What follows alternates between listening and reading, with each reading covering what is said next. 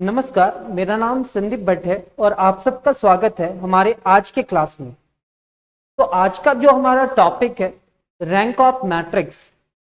अगर आप मैथ्स के फील्ड से हो या बीएससी कर रहे हो या बीटेक कर रहे हो या कोई कॉम्पिटिटिव एग्जामिनेशन का तैयारी कर रहे हो और आपका ये टॉपिक है तो आप इस टॉपिक को सीख सकते हो सर। और आज के क्लास में हम लोग इसका डेफिनेशन, इसका क्वेश्चन सॉल्व करने का मेथड, बहुत सारा चीज सीखने वाले हैं। तो शॉर्ट फॉर्म में लिखना बतलाना चाहते हैं कि आज हम लोग एक टॉपिक पढ़ रहे हैं रैंक ऑफ मैट्रिक्स, और स्पेशली रांची यूनिवर्सिटी के स्टूडेंट को क्लासेस दिया जाता है मेरे थ्रू।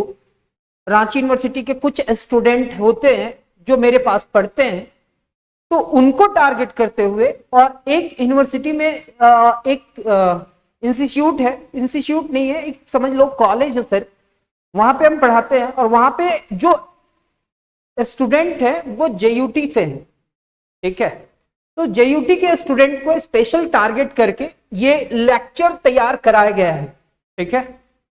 तो आज हम लोग रैंक ऑफ मैट्रिक्स में क्वेश्चंस ये नहीं पूछेगा कि भाई रैंक ऑफ मैट्रिक्स होता क्या है, लेकिन अगर कोई स्टूडेंट सीखना चाहता है कि रैंक ऑफ मैट्रिक्स है क्या, तो उसमें काम करने में मजा आएगा सर। अगर आप समझ जाओगे कि रैंक ऑफ मैट्रिक्स क्या है तो आपको काम करने में मजा आएगा।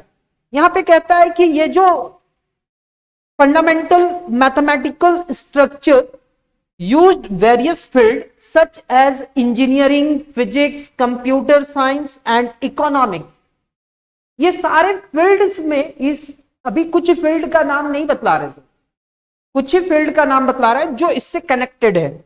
जैसे इंजीनियरिंग के स्टूडेंट पढ़ रहे हैं, या फिजिक्स के स्टूडेंट ये क्लास को देख रहे हैं, या कंप्यूटर साइंस के स्टूडेंट, या इकोनॉमिक्स के स्टूडेंट। सर ये सारे स्टूडेंट के लिए ना बहुत हेल्पफुल होगा अगर आप इस टॉपिक को समझ जाते हो। सर हम किसी भी मैट्रिक्स का रैंक निकालते हैं, तो किसी भी मैट्रिक्स का रैंक कैसे निकालते हैं, उसका डेफिनेशन, सारा चीज अरेंज किया गया है। आपको समझ में भी आएगा और अच्छा लगने लगेगा।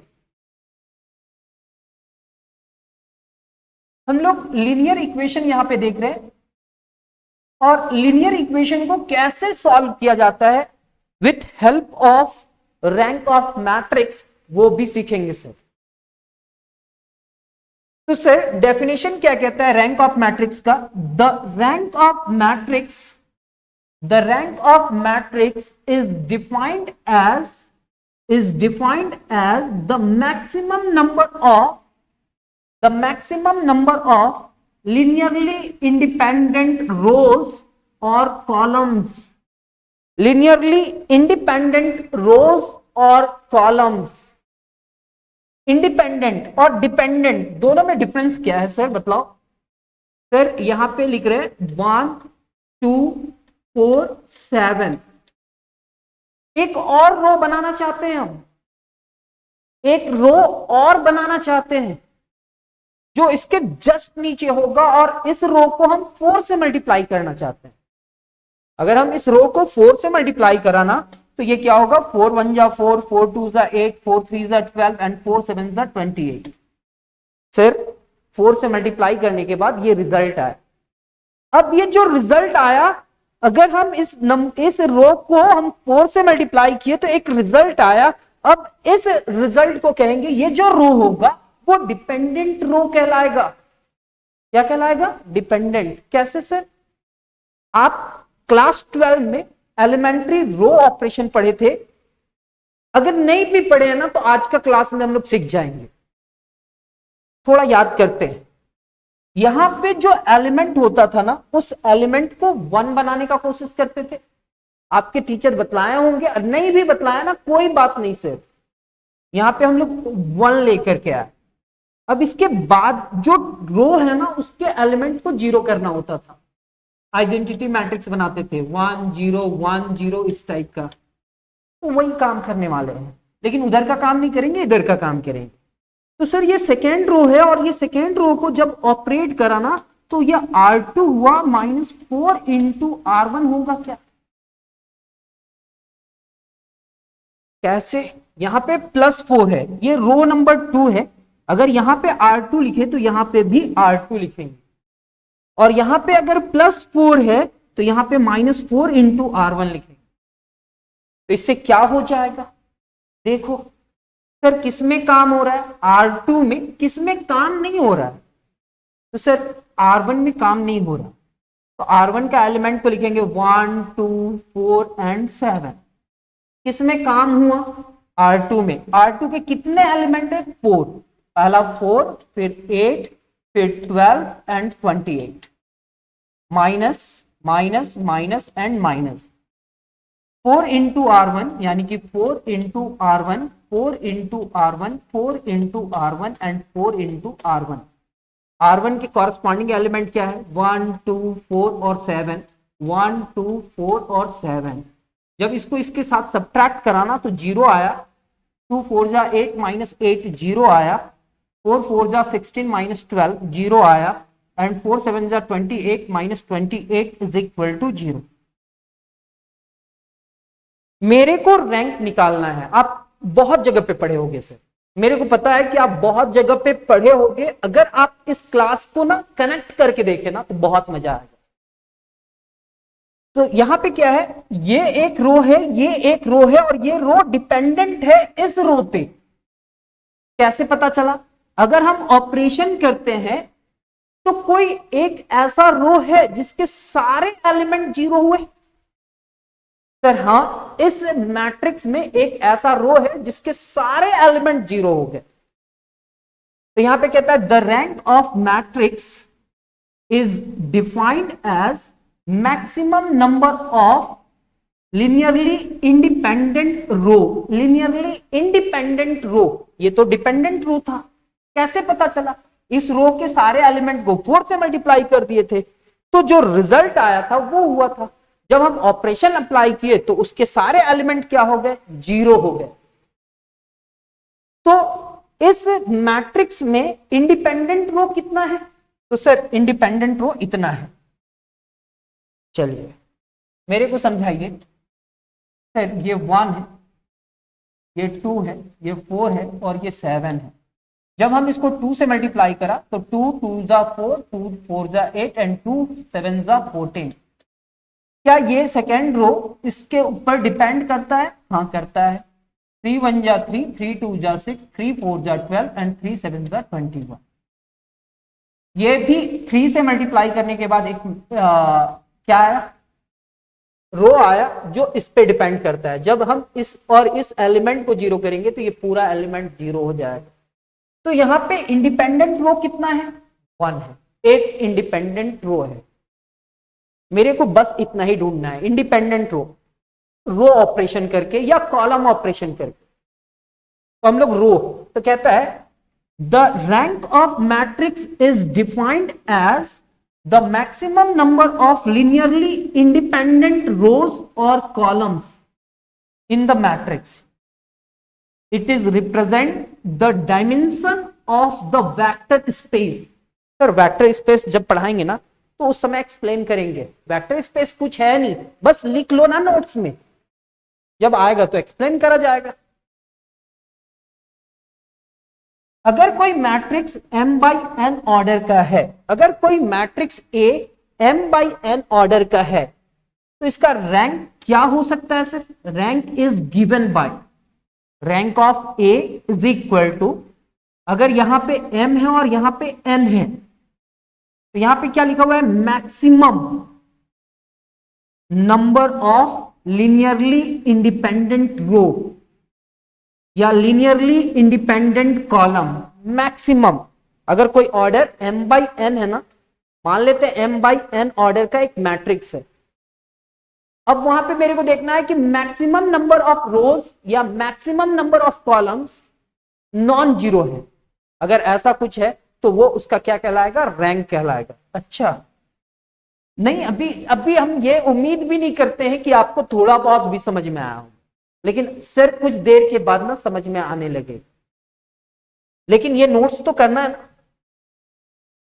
की प्रॉपर्टीज ऑफ रैंक, की properties of rank, rank is always, rank हमेशा क्या होता है, लेस देन और equal to, minimum m comma n।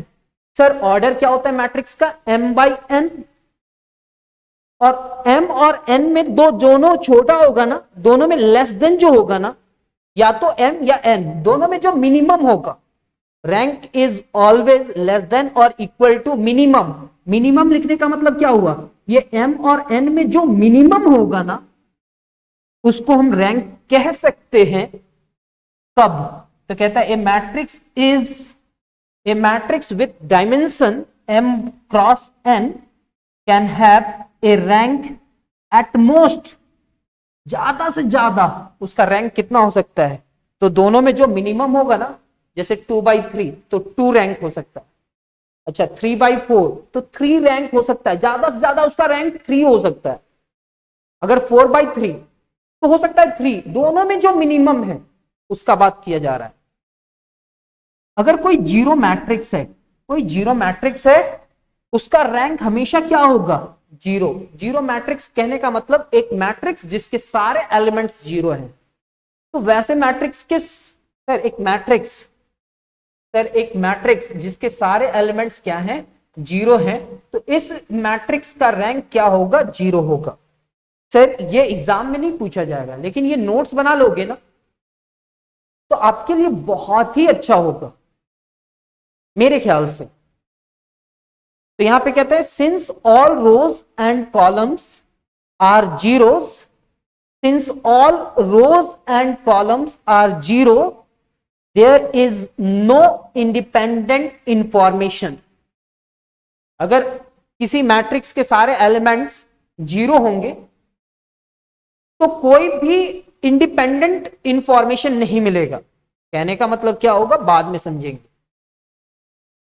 पहला क्या बतलाया सर? फर्स्ट रैंक देखने के लिए ऑर्डर देखेंगे, और ऑर्डर में दोनों में जो स्मॉलेस्ट होगा ना वो उसका रैंक हो सकता है। A matrix with dimension m cross n can have a rank at most, दोनों में जो सबसे छोटा होगा ज्यादा से ज्यादा उसका रैंक वही हो सकता है। अगर 3/4 है तो रैंक ज्यादा से ज्यादा 3 हो सकता है। A zero matrix has rank zero, अगर एक जीरो मैट्रिक्स है और उसका रैंक जीरो है, जीरो मैट्रिक्स का रैंक जीरो होता है। क्यों सर? उसके सारे एलिमेंट जीरो होंगे। थर्ड में कहता है a full rank matrix has the maximum rank, a full rank matrix has a full rank matrix has the maximum rank if, अगर एक मैट्रिक्स है जो m/n ऑर्डर का है और उसका मिनिमम m या n में कोई भी एक होगा, उसका मैट्रिक्स, उसका रैंक जो होगा ना, उस मैट्रिक्स A का, कोई एक मैट्रिक्स है जिसका रैंक ये दोनों ऑर्डर में जो सबसे छोटा होगा वो उसके बराबर हो जाएगा, तब हम उसको क्या कहेंगे? It called full rank. तब हम उसको क्या कहेंगे? Full rank. मान लेते हैं एक मैट्रिक्स है 1 2 3 4 3 2 1 0, कितना ऑर्डर है? 2/4। ये m है और ये n है, दोनों में मिनिमम क्या है? 2 है। और अगर इस मैट्रिक्स में ऑपरेशन करा जाए और कोई भी ऐसा रो ना मिले जिसके सारे एलिमेंट जीरो हैं, और अगर इस मैट्रिक्स का रैंक 2 आ जाए, तो हम इसको क्या कहेंगे? इसको कहेंगे ए फुल रैंक मैट्रिक्स। क्या कहेंगे? ए फुल रैंक मैट्रिक्स। फोर्थ में कहता है रो रैंक हमेशा किसके इक्वल होता है? Column rank. अगर रो ऑपरेशन कर रहे हैं, क्या कहता है? The number of independent rows and columns is always same. Check करेंगे जब क्वेश्चन सॉल्व करेंगे ना, तो समझ में आएगा कि क्या हम बोलना चाहते हैं। Number of rows and number of columns हमेशा रैंक में सेम होता है। Row rank is equal to column rank. The number of independent rows and columns is always the same. ठीक है, ठीक है। अब हम लोग थर्ड में क्या कर रहे हैं, method to determine the rank of matrix. Sir आखिर इतना स्टोरी जो बना रहे हैं, इसका रैंक निकालने का प्रोसेस बतलाओ ना सर। तो कहता है method to determine the rank of matrix, there are multiple methods to compute the rank of matrix including row echelon form। Sir echelon बोल रहे, echelon, reduced row echelon form, एक रो echelon फॉर्म है, एक reduced row echelon form है, और एक determinant method है और एक नॉर्मल मेथड है। ठीक है, तो बेसिकली हम लोग मल्टीपल मेथड्स हैं रैंक ऑफ मैट्रिक्स को फाइंड करने के लिए। पहला row echelon form, reduced row echelon form, and third determinant method. जैसे जैसे हमारा वीडियो का सीरीज आएगा आप सारा मेथड सीखते जाओगे। फर्स्ट 3.1 यानी कि ये 3 है, तो ये 3.1 में हम लोग क्या देख रहे हैं, रो echelon फॉर्म मेथड। कहता है this method involves transforming a matrix into row echelon form using elementary row operation. Elementary row operation हम लोग क्लास 12 में सीख चुके हैं, उससे घबराने का जरूरत नहीं है। और इस मेथड में हम लोग ट्रांसफॉर्म करते हैं रो echelon फॉर्म में एलिमेंट्री रो ऑपरेशंस। अच्छा, transforming a matrix into echelon form using row operations. Row operations में क्या क्या अप्लाई कर सकते हैं, तो कहता है to convert a matrix into echelon form we apply elementary row operations while following certain rules to create structured step like pattern। working rule for echelon form।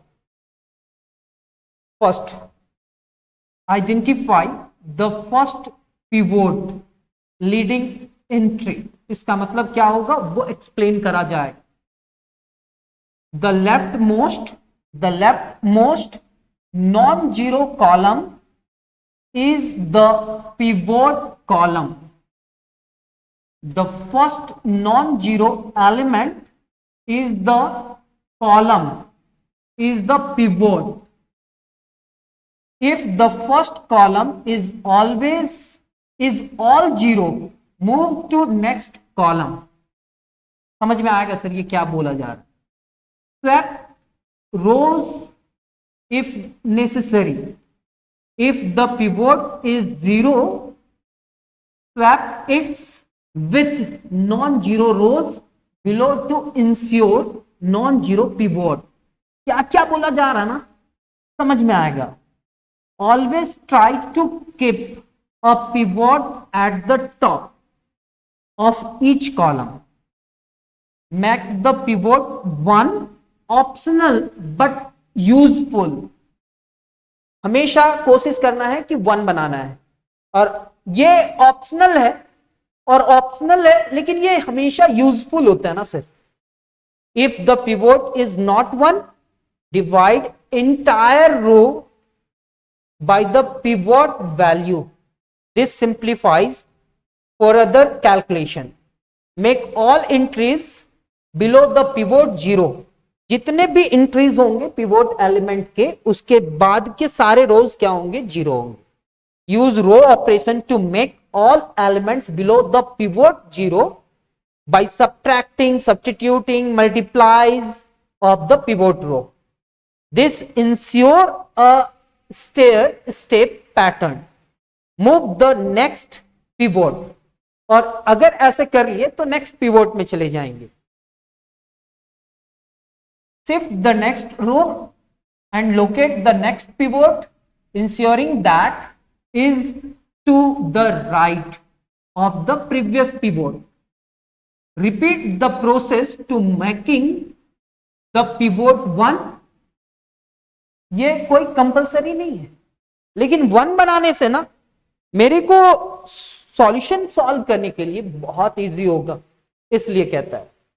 और फिर कहता है इंश्योरिंग 0 रोज, उसके नीचे जितने भी रहेंगे उसको 0 करना है। If any row becomes entirely 0 move it to bottom step, ऐसा कुछ लिखा हुआ है।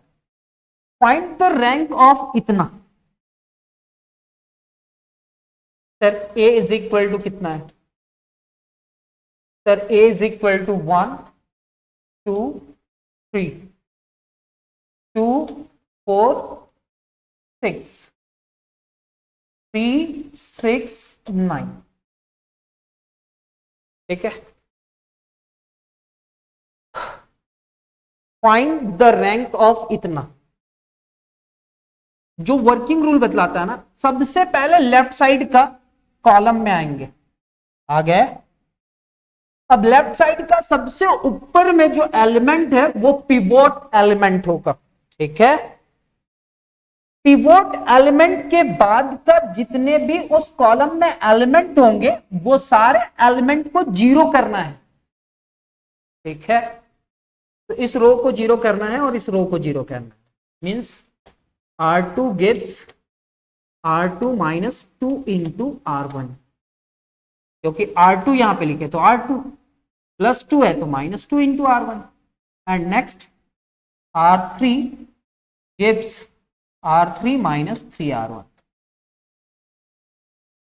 फिर अप्रोक्सीमेटली इसको कहते हैं,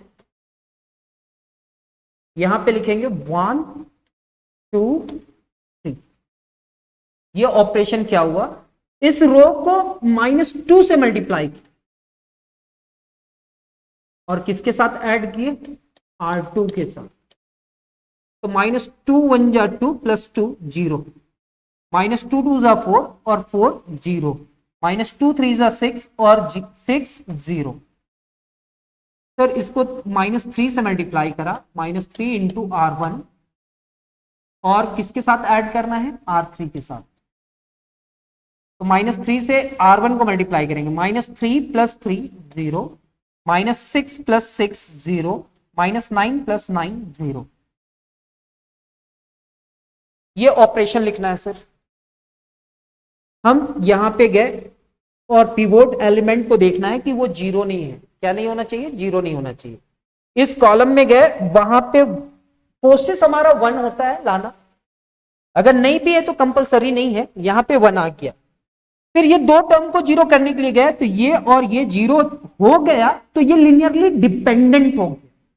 तो इस फर्स्ट रो में ये डिपेंडेंट है, तो इसका रैंक कितना होगा? इसका रैंक 1 होगा। देखते हैं क्या बनाया गया। आफ्टर रो ऑपरेशंस ऐसा कुछ लिखा गया है और ऐसा आया है। अच्छा, सिंस देयर इज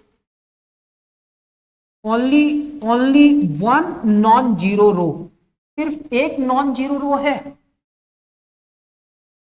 इसलिए इसका rank of A is equal to कितना होगा? 1। Reduced row echelon form RREF method. इसका मेथड क्या है? In this method the matrix is further simplified into reduced row echelon form where leading coefficient pivots, जिसको कहते हैं, वो हमेशा 1 होना चाहिए, and all other entries their columns are 0 होना चाहिए। अगर reduced row echelon form बोल दिया तो pivot element 1 होना चाहिए और उसके उस कॉलम में जितने भी एलिमेंट्स होंगे वो सारे एलिमेंट्स को क्या करना होगा? 0। तो कहता है convert the matrix into RREF using elementary row operation. Number pivot column ढूंढना है और लीडिंग एलिमेंट को 1 बनाना है और वैसे ही सॉल्व करना है। नेक्स्ट आता है 3.3। पहला हम लोग देखे इस्लियन फॉर्म, सेकेंड हम लोग देखे रो रिड्यूस्ड रो इस्लियन फॉर्म। अब डिटर्मिनेंट मेथड, कोई एक स्क्वायर मैट्रिक्स है, और अगर उस स्क्वायर मैट्रिक्स का रैंक निकालना चाहते हैं, the rank can be determined by finding largest non zero determinant of any of its square subsequence, ऐसा कुछ लिखा हुआ है। सब मैट्रिसेस, अगर मान लेते कोई डिटर्मिनेंट निकाल रहे हैं और वो जीरो के बराबर नहीं आया स्क्वायर मैट्रिक्स है, तो उसका रैंक n हो जाएगा। मान लेते n ऑर्डर का है तो उसको फुल रैंक कहेंगे। अच्छा, स्क्वायर मैट्रिक्स का रो और कॉलम तो सेम होता है ना। अगर किसी मैट्रिक्स का डिटर्मिनेंट निकाले और जीरो आ गया तो हम चेक करेंगे स्मॉल स्क्वायर सब matrices until you finding a non-zero determinant। For example यहां पे एक डिटर्मिनेंट दिया हुआ है और जब हम इस डिटर्मिनेंट को सॉल्व करते हैं, यहां पे क्या लिखा हुआ है 2 और -1, नेक्स्ट +3, इसका रो और कॉलम को छिपा दो सर, क्या बचेगा -1। बेसिकली इस क्वेश्चन को हम लोग को कैसे लिखना चाहिए, हम लोग को इसको डिटर्मिनेंट में कन्वर्ट करना चाहिए, मैट्रिक्स को डिटर्मिनेंट में 2 1 3, 1 -1 एंड 2, 3 0 एंड 4, 3x3 ऑर्डर का एक मैट्रिक्स है, 3x3 ऑर्डर का एक मैट्रिक्स है और इसका हम लोग डिटर्मिनेंट निकाल रहे हैं। तो फर्स्ट रो को छिपा दिए, बचा क्या, तो sir -1 0 -1 0 2 4, -1 0 2 4, next first row and second column 1 3 2 4, 1 3 2 4, first row and third column 1 3 -1 0, 1 3 -1 0, क्या होगा 2 -4 -0, -1 4 -6 3 0 +3। सर ये क्या होगा 2 × -4 -1 × -2 एंड 3 × 3, ये होगा -8, ये +2 एंड +9, -8 +11 एंड 3 हो गया। कहता है कि if determinant b is not equal to 0 then rank of b is equal to कितना। एक और मैट्रिक्स दिया हुआ है, इजी एग्जांपल लिख करके फाइंड द रैंक। अच्छा 1 6 से मल्टीप्लाई करा तो 6 होगा, 3 2 जा 6, 6 - 6 इज इक्वल टू 0, यानी कि ये इसका रैंक 2 नहीं होगा। तो the second row is multiple of the first row, so rank C is equal to कितना होगा 1, इसका रैंक कितना होगा 1। Advanced example find the rank of,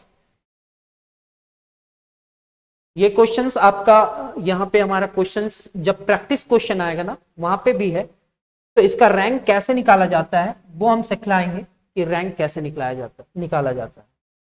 यहां पे क्या है, applications of rank in real life. Sir हम लोग जब रैंक निकालते हैं ना,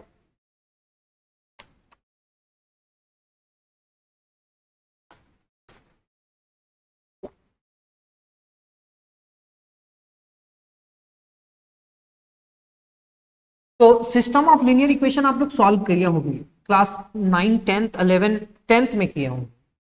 x + y is equal to 3, 3x + 2y is equal to 5, ये लीनियर इक्वेशन इन 2 वेरिएबल्स है। क्लास 12 में आप लोग ऐसे सीखे होंगे x + y + 3z is equal to 5, 5x + 2y + 8y is equal to 7, 3x - 4y - 2z is equal to 5। अब बतलाओ सर, ये 2x2 ऑर्डर का मैट्रिक्स देखे, मतलब सिस्टम ऑफ लीनियर इक्वेशन देखे, ये 3x3 ऑर्डर का देखे क्लास 12 में, ये 10th में। तो सर जब हम इस टाइप के सिस्टम ऑफ लीनियर इक्वेशन को सॉल्व करने के लिए गए ना, तो मेरे को x, y और z का वैल्यू मिला। कैसे मिला सर, तो सर x, y, z का वैल्यू, आप सोचो ना, दो स्ट्रेट लाइन या तो एक जगह पे कट करेगा या लाइफ में कभी भी नहीं कट करेगा, या हो सकता है कि दोनों लाइन ओवरलैप कर जाए। तो इसको कहते थे यूनिक सॉल्यूशन, इसको कहते थे नो सॉल्यूशन, और इसको कहते थे इनफाइनाइट सॉल्यूशन। तो जब हम सॉल्व करेंगे सिस्टम ऑफ लीनियर इक्वेशन को used in engineering and physics to determine if a system has unique solution, infinite solution, no solution। जब हम इंजीनियरिंग मैथमेटिक्स में सिस्टम ऑफ लीनियर इक्वेशन को सॉल्व करके देखेंगे कि इसका यूनिक सॉल्यूशन है या इनफाइनाइट सॉल्यूशन है या कोई भी सॉल्यूशन नहीं है, तो एक system of equation ax is equal to कितना, ax is equal to b, ax is equal to b has a unique solution if, कब, जब रैंक a किसके बराबर होगा, रैंक ऑफ ऑगमेंटेड मैट्रिक्स, यहां पे कैपिटल B लिख लेना सर, यानी कि नंबर ऑफ वेरिएबल्स। ये एक्सप्लेन करा जाएगा, आपका एक चैप्टर है सर इसमें, कंसिस्टेंसी और इनकंसिस्टेंसी। समरी क्या है कि रैंक ऑफ मैट्रिक्स क्या करता है और कैसे निकालता है, उसका मेथड हम लोग सीखे। पहला इस्लियन फॉर्म, फिर RREF, और नेक्स्ट क्या है, डिटर्मिनेंट मेथड। प्रैक्टिस क्वेश्चन इसके बाद आता है। तो सर यहां पे देखना क्या क्वेश्चन कहता है। अब क्वेश्चन पढ़ेंगे ना तो आपको समझ में आएगा, इतना लंबा स्टोरी समझने के बाद, इतना कहानी बतलाने के बाद, और वो कहानी कब याद होगा, जो अभी हम स्टोरी एक्सप्लेन किए ना, वो क्वेश्चन सॉल्व करने में याद होगा। और ये सारे क्वेश्चंस इंपॉर्टेंट हैं, ऐसा समझ करके चलिएगा। Find the rank of the following matrix using echelon form. कौन सा फॉर्म, इस्लियन फॉर्म और रो रिडक्शन मैथड। एक 4x4 ऑर्डर का मैट्रिक्स है, उसका मेरे को क्या निकालना है, रैंक निकालना है। क्या निकालना है, रैंक। सर क्वेश्चन सॉल्व करेंगे, 1, 2, 3 एंड 4 सारे क्वेश्चंस को सॉल्व करेंगे।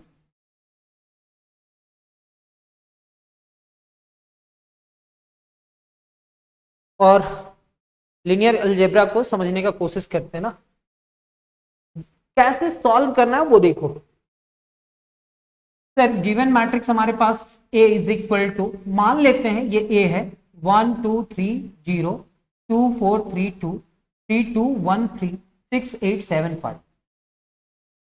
मेरे को इसका रैंक निकालना है, मतलब लिनियरली इंडिपेंडेंट रोज चाहिए। अगर ये 4x4 ऑर्डर का है तो स्क्वायर मैट्रिक्स से इसको डिटर्मिनेंट से भी निकाल सकते हैं और इस्लियन मेथड से भी निकाल सकते हैं, रो इस्लियन मेथड। तो यहां पे तो कुछ प्रॉपर्टीज लिखा हुआ है, समझाएंगे। तो सबसे लेफ्ट में जाएंगे, लेफ्ट कॉलम में, और वो कॉलम में इस जगह पे सबसे ऊपर में जो एलिमेंट होता है उसको पिवोट एलिमेंट कहते हैं। तो यहां पे कुछ भी रहे, 3 4 5 6 कुछ भी रहे, उसको हम लोग क्या कहते हैं, पिवोट एलिमेंट। सबसे लेफ्ट साइड में गए और उस एलिमेंट को देख करके क्या कहेंगे, वो पिवोट एलिमेंट है। अब उस पिवोट एलिमेंट में 1 हो तो अच्छा, 1 ना भी हो तो चलेगा, लेकिन यहां पे दोनों मेथड बनाना है, मींस 1 होना चाहिए। अगर यहां पे 1 है तो मेरा नेक्स्ट वर्क क्या होगा, ये सारे रोज को 0 करना, यानी कि ये second row, and second row के लिए लिखेंगे R2। जैसे ही R2 यहां पे लिखे तो R2 लिखना पड़ा, और यहां पे +2 है तो ये क्या होगा, -2 इंटू R1। +2 है तो -2 इंटू R1, क्या लिखा हुआ है, यस सर। नेक्स्ट R3 का बात सोचते हैं, R3 का, तो R3 का मतलब क्या होगा, तो सर R3 गिव्स, यहां पे R3 लिखे तो यहां पे भी R3, और ये +3 है तो -3 into R1। And R4 gives, यहां पे R4 लिखेंगे और यहां पे क्या होगा, 6 इंटू R1। तो इस ये तीनों एलिमेंट को 0 करने के लिए मेरे को किस रो का हेल्प लेना पड़ा सर, R1 का। अब मेरे को बतलाओ ना सर, अगर ऑपरेशन कर रहे हो तो कैलकुलेशन करके तो लिख दिए हो यहाँ पे, ऐसा होगा। कैसे होगा? तो इस एलिमेंट को देखो, -2 into R1, -2 into R1, -2 into R1, -2 into R1। R1 का एलिमेंट क्या है? 1 2 3 0, 1 2 3 0। फिर क्या है? R2, R2 का एलिमेंट को ऐड करना है, प्लस R2 करना है। मतलब R1 के एलिमेंट को -2 से मल्टीप्लाई करके उसको R2 के एलिमेंट के साथ ऐड करना है। 2 4 3 2, 2 4 3 2, -2 प्लस 2 कितना? 0, -4 प्लस 4 कितना? 0, -6 प्लस 3, -6 प्लस 3 -3, -0, हाँ 0 प्लस 2 यानी कि 2। अब जब ये ऑपरेशन किए ना तो जो रिजल्ट आया वो रिजल्ट क्या है? 0 0 -3 एंड 2, 0 0 -3 एंड 2 आया क्या? तो बतलाओ सर, नेक्स्ट रो ऑपरेशन क्या होगा? बहुत इजी है सर।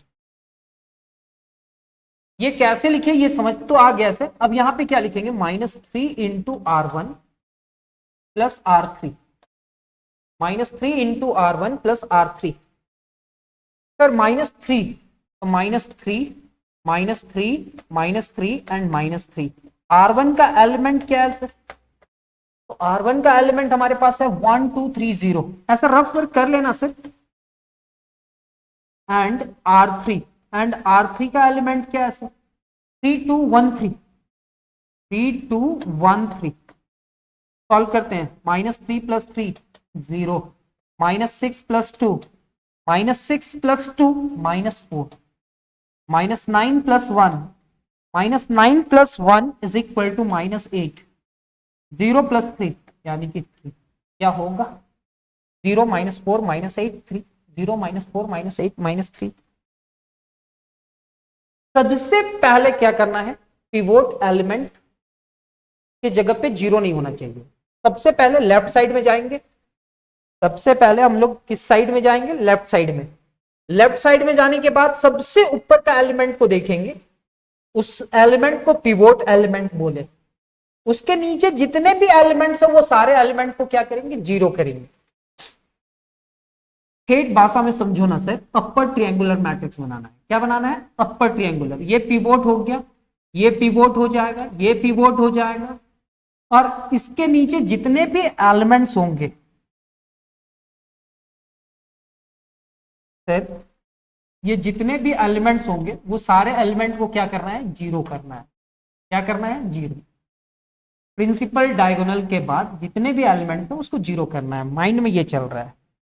अभी तो हम लोग सिर्फ ये कर रहे हैं सर, यहां पे 1 आ गया, ये 3 टर्म को 0 कर रहे हैं बस। ये एक ऑपरेशन किए तो हमारे पास ये रिजल्ट आया। ठीक है, नेक्स्ट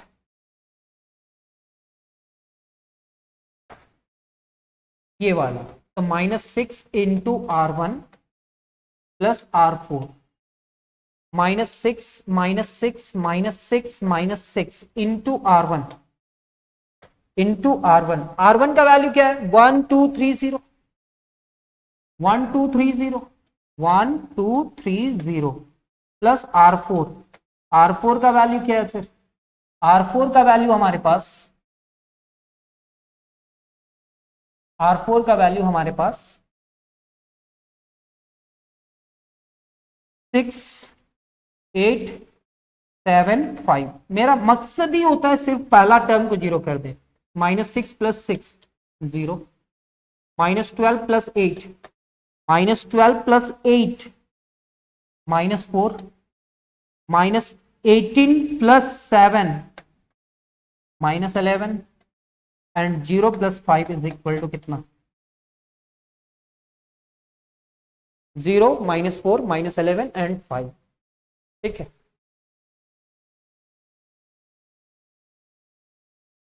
तो ये ऑपरेशन कैसे लिखे और कैसे कैलकुलेट करना है वो रफ वर्क करके समझाने का कोशिश किए हैं। उम्मीद करें कि थोड़ा बहुत समझ में आया होगा। इतना आ जाने के बाद पहले 1 लाना है, फिर उसके बाद 0 लाना है, फिर उसके राइट साइड में जाना है। और राइट साइड में जाने के बाद ये क्या कहलाएगा, पिवोट एलिमेंट। क्या कहलाएगा, पिवोट एलिमेंट। इस पिवोट एलिमेंट को 1 बनाना है। क्या बनाना है, 1। तो यहां तो 1 है ही नहीं, 0 है। तो अगर 0 है ना तो इसको चेंज करना है। क्वेश्चन बनाते बनाते हम लोग रैंक सीखते हैं सर। तो ये 0 है ना, वो नोट्स बनवा दिए हैं, और नोट्स को 2-3 बार पढ़ेंगे ना तो आपको सारा चीज लिखा हुआ पता चल जाए। तो यहां पे 1 बनाना है, तो आप स्वैप करेंगे, जिस रो में 0 नहीं है नीचे में उससे चेंज करेंगे। तो यहां पे देखो ना, R2 को R3 बनाया गया और R3 को R2। तो किसमें काम हो रहा है, R2 और R3 में। किसमें काम नहीं हो रहा है, R1 और R4 में। तो R1 का एलिमेंट वैसे ही लिखा हुआ है 1 2 3 0, 0 -4 -11 एंड 5। अब जब हम इस दोनों को इंटरचेंज किए तो 0 -4 -8 और 3, नीचे क्या है 0 0 -3 एंड 2। ये जो रो है सेकेंड रो थर्ड रो में चला गया, और थर्ड रो सेकेंड रो में चेंज हो गया। इंटरचेंजिंग रोज एंड कॉलम, क्योंकि इस लीडिंग एलिमेंट को पिवोट एलिमेंट कहते हैं। और यहां पे -4 आ गया। सर अब R2 के सारे एलिमेंट को -1/4 से डिवाइड करा, क्या एलिमेंट था, -4 -8 और 3। जब 4 से डिवाइड करा, 0 divided by -4, -4 divided by -4, -8 divided by -4 and 3 divided by -4। Divide करने का काम हम सबसे लास्ट में करते हैं। क्यों, क्योंकि कैलकुलेशन में फ्रैक्शन नंबर से कैलकुलेट करना थोड़ा इजी नहीं होता है, लेकिन यहाँ पे आपको डिवाइड ही करना पड़ेगा। यहाँ पे 2 हुआ और ये -3/4 हो गया। तो पहला एलिमेंट 0 1 2 और -3/2, सिर्फ एक ही रो में काम हुआ है, तो सिर्फ एक ही रो चेंज होगा, ये चेंज होगा, बाकी सारा सेम है। जितने भी रोज हैं वो सारे के सारे सेम है। अब यहां पे हमारे पास यहां पे 1 आ चुका है। अब ये दो एलिमेंट को 0 करना है। तो ये तो 0 है सर, R4 को 0 करना है। तो R4 को 0 करने के लिए, रो नंबर 4 को 0 करने के लिए R4 तो लिखेंगे, यहां पे भी R4 लिखना पड़ेगा। ये -4 है तो यहां पे +4 लिखेंगे, और इसका पिवोट एलिमेंट ये है, यानी कि R2। ये कौन सा रो है, R2। और अगर हम इसको अरेंज करें तो ये क्या होगा, 4 × R2 + R4। पहले ये एलिमेंट लिखा, फिर ये लिखे, और इसको सॉल्व करना। तो सर किसमें काम हो रहा है, R4 में। किसमें काम हो रहा है, R4 में। तो R1 का एलिमेंट जैसा है वैसे ही लिख दो, R2 का एलिमेंट जैसा है वैसे ही लिख दो, R3 का एलिमेंट जैसा है वैसे ही लिख दो। सर सिर्फ चेंज होगा हमारा कौन सा, R4। तो R4 का एलिमेंट हमारे पास पहले 4 4 4 4 4 भाई 5 टाइम्स क्यों लिखे, 4 चार ही एलिमेंट है ना। फिर कितना है, 4 × R2। R2 का एलिमेंट क्या है सर, R2 का एलिमेंट है 0 1 2 और -1/3। तो यहाँ पे 0 1 2 और -3/4। जब इसको 0 से मल्टीप्लाई करा तो कुछ आया होगा, तो क्या आया है सर बताओ। तो इसको जब 0 से मल्टीप्लाई किया तो 0 4 1 जा 4, 2 4 जा 8 एंड 4 4 कैंसिल, ये -3 हुआ। और जब मल्टीप्लाई करने के बाद R4 के साथ ऐड करना है, R4 के साथ ऐड करना है, तो R4 का एलिमेंट क्या है, यहाँ पे तो 0 है, यहाँ पे -4 है, यहाँ पे -11 है, और यहाँ पे +5 है। तो ये सर 0 हो जाएगा, ये 0 हो जाएगा, ये -3 होगा, और ये कितना हो जाएगा 2। तो यहाँ पे क्या लिखेंगे, 0 0 -3 एंड 2, R4 के एलिमेंट। सर ये और ये सेम है क्या, है ना। तो अगर कोई स्टूडेंट इस पिवोट एलिमेंट को अगर 1 लाए, उसके नीचे का एलिमेंट 0 किए, फिर 1 लाए, फिर उसके नीचे का एलिमेंट को 0 किए, तो उसके राइट साइड में ये जो एलिमेंट होगा वो पिवोट एलिमेंट होगा। इस पिवोट एलिमेंट को 1 बना सकते हैं। लेकिन अगर हम इस लियोन मेथड का बात करें, तो इस्लियन मेथड में कहता है कि आप 1 बनाओ चाहे नहीं बनाओ, ये पिवोट एलिमेंट है, और ये पिवोट एलिमेंट देखो ना, इसके साथ अगर सब्ट्रैक्ट कर दें तो ये इसके साथ सब्ट्रैक्ट होगा तो 0 होगा, ये इसके साथ सब्ट्रैक्ट होगा तो 0 होगा। वही ऑपरेशन किया गया है R4 माइनस R3। यहां पे 1 नहीं लाया, लेकिन इसको इसके साथ सब्ट्रैक्ट किया। जब सब्ट्रैक्ट कराना सर तो रिजल्ट क्या आया? 0 0 0। तो अब हम लोग देखेंगे कि क्या ये अपर ट्रायंगुलर मैट्रिक्स बन चुका है। अपर ट्रायंगुलर मैट्रिक्स मतलब प्रिंसिपल डायगोनल के नीचे के सारे एलिमेंट्स 0 हैं क्या? हाँ, प्रिंसिपल डायगोनल्स के नीचे जितने भी एलिमेंट्स हैं वो सारे 0 हैं। इसका मतलब ये अपर ट्रायंगुलर मैट्रिक्स बन चुका है, और इसके बाद कोई भी रो 0 नहीं होगा। यानी कि लिनियरली डिपेंडेंट रो कितना है? 1 है। यानी कि इस रो को बनाने के लिए किसी अनदर रो का यूज किया गया होगा। तो इंडिपेंडेंट रोज कितने हैं? तो 3 है। तो आप इन इस्लियन फॉर्म में क्या कहता है? The rank of matrix is equal to the number of non zero rows. ये तो हम लोग जानते हैं, नॉन जीरो रोज को रैंक कहते हैं। Given that your 4x4 matrix, ये कितना ऑर्डर का है सर? ये सब चीज नहीं लिखना है, केवल हम ऐसे ही एक्सप्लेन किए हैं। आपको एग्जाम में क्या लिखना है वो बतला रहे हैं ना। Given that your 4x4 matrix in echelon form has 1 0 rows, एक 0 रो है। This means there are 3 non zero रोज।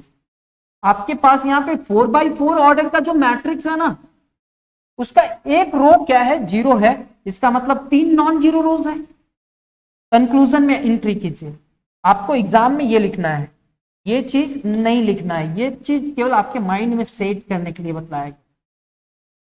आपको लिखना है क्या? Since the rank is the number of non zero rows in echelon form, the rank of the matrix is rank 3।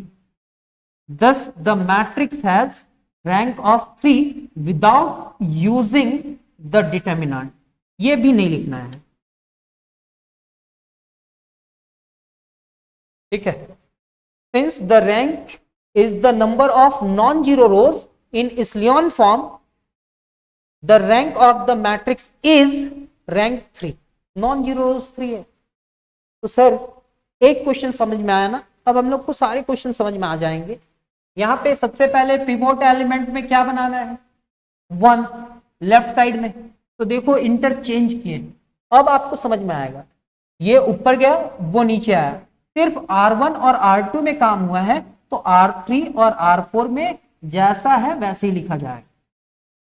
Sir ये 1 0 1 1 ऊपर चला गया और ये नीचे आ गया, यहां तक समझना। सर ये दो टर्म को 0 करना है क्योंकि ये तो 0 पहले से है, तो R3 को 0 करने के लिए क्या ऑपरेशन करेंगे? जैसे ही R3 लिखे तो यहां पे भी R3, यहां पे +3 है तो यहां पे -3, और ये क्या होगा? R1। और नेक्स्ट R4, यहां पे R4 लिखेंगे -R1। क्या ऐसा लिखा हुआ है? और आप तो जान रहे हो, सबसे पहले आप -3 से मल्टीप्लाई करोगे सर, और इसके साथ ऐड करोगे तो एक ऐसा कुछ रिजल्ट आए। मान लेते ये रिजल्ट आ गया, यहां पे 1 आया और यहां पे भी 1 आ गया। जब ऑपरेशन किए ना तो ये रिजल्ट आया, पिवोट एलिमेंट यहां पे 1 आया।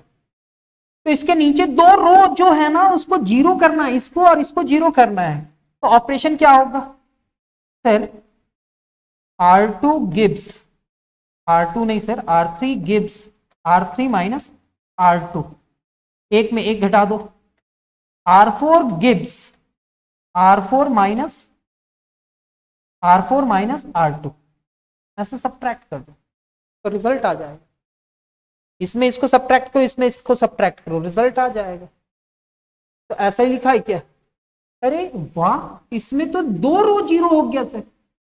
ये साइड में 1 गए, फिर 1, अब यहां पे 1 देखना था, अब है ही नहीं नीचे 1, 0 कोई भी नंबर नहीं है, यहां पे 0 आ गया। इसके नीचे का रो में भी 0 है, कोई फर्क नहीं पड़ता। यहां पे देखना था। तो क्या आप नोटिस करो पिवोट अपर ट्रायंगुलर मैट्रिक्स बन गया क्या? अपर ट्रायंगुलर मैट्रिक्स बन गया और जिसका दो रो क्या है, जीरो। तो आप कंक्लूजन को देखो ना, हाँ इस टाइप का लिख सकते हो sir. If a row 4x4 matrix is an echelon form से फाइंड कर रहे हैं, 2 जीरो रोज है, then 2 non zero rows remains बचा। इसको भी मत लिखो सर, ऐसे लिखो the rank of the matrix is equal to the number of non zero rows its echelon form. Since there are 2 zeros rows, there are 2 non-zero rows, so rank is equal to 2. Thus the matrix has rank of 2. ये नहीं भी लिखोगे तो चलेगा sir, ये लिखना जरूरी। ये क्वेश्चंस को सॉल्व करने में टाइम लगा? नहीं लगा। फिर बतलाओ यहां पे क्या लाना है, 1 है क्या? तो ये सारे टर्म्स को जीरो करना है। तो बतलाओ R2 के लिए क्या ऑपरेशन यूज करोगे? R2 यहां पे +2 है तो -2 इंटू R1। यहां पे 1 है, ये R3 है, तो R3 gives R3 -3 into R1 and R4 gives R4 -8 R1। Sir यहां पे 3 क्यों लिखे? यहां पे तो 1 होगा क्योंकि यहां पे 1 है।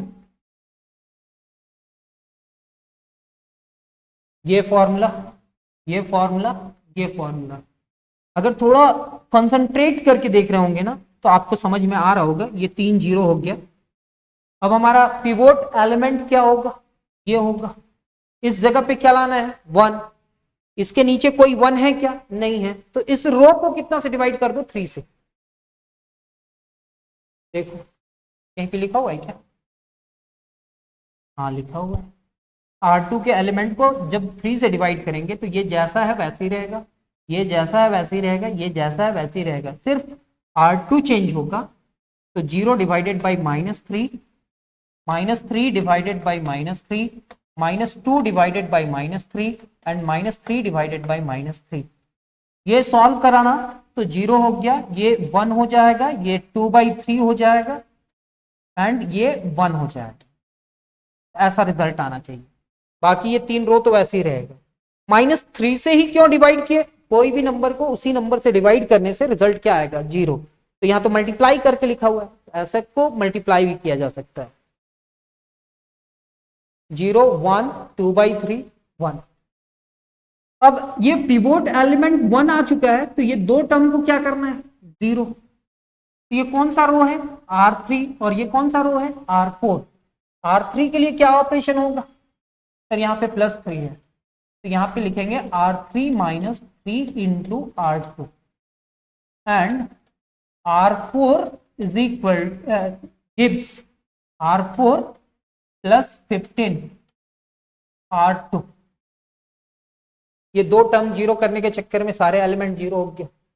कैलकुलेट करके देख लेना सर। अब इसका रैंक कितना होगा? 2 नॉन जीरो रोज है। कैसे पता चला? अपर ट्रायंगुलर मैट्रिक्स बनाए, उसके सारे नीचे का नंबर 0 है, तो हम कहेंगे कि इसका रैंक कितना होगा? 2 होगा। रैंक कितना होगा? 2 होगा। एक लास्ट क्वेश्चन, यहां पे 1 है, ये 3 टर्म को क्या करना है? 0 ऑपरेशन लिखा हुआ है। यहां पे -2 आया, -2 को क्या करना है? 1। तो कितना से डिवाइड करा गया? -1/2 से।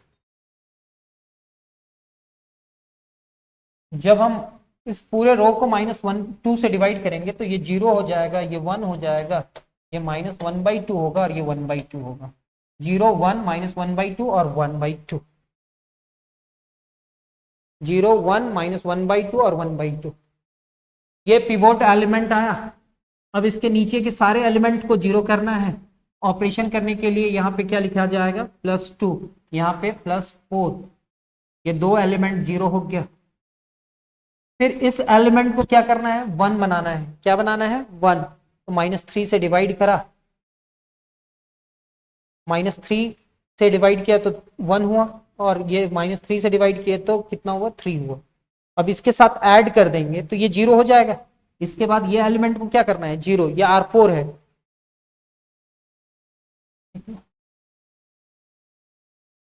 इस लियोन फॉर्म में हम लोग रैंक निकाल लिया और इस मैट्रिक्स का रैंक कितना होगा, 3।